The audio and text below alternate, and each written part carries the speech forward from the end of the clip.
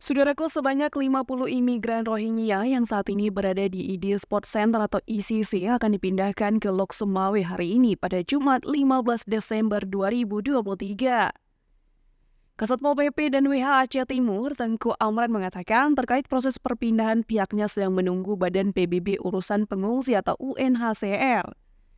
Sementara itu, Protection Associate atau UNHCR Indonesia Faisal Rahman saat dikonfirmasi menerangkan pihaknya tidak mengetahui persoalan relokasi imigran Rohingya di Aceh Timur. Mengutip dari serambinews.com, sebagian warga telah kembali ke ISC untuk meminta perpindahan Rohingya segera dilakukan. Petugas kepolisian mencoba memberikan masukan agar bersabar kepada warga hingga mereka pun mau mendengarkan dan kembali.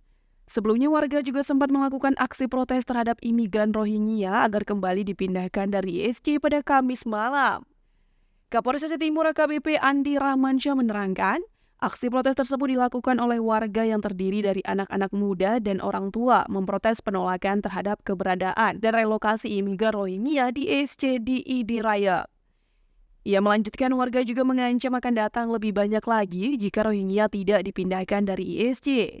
Meskipun awalnya terjadi ketegangan antara petugas dan para demonstran, namun akhirnya melalui diskusi panjang, warga menyetujui imigran Rohingya untuk sementara beristirahat di ISC.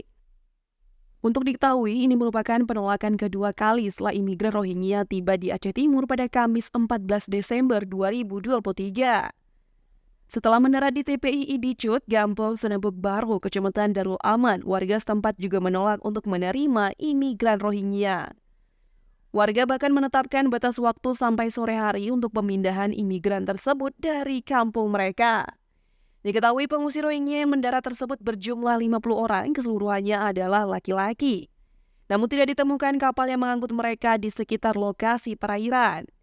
Dalam daftar nama yang diterima serambinews.com, usia termuda dalam kelompok tersebut adalah MD Jainal Udin, berasal dari Myanmar dengan usia 15 tahun. Sementara usia tertua adalah MD Sulaiman 50 tahun dari Myanmar. Mayoritas dari mereka yang mendarat adalah asal Myanmar dan ada juga dari Bangladesh.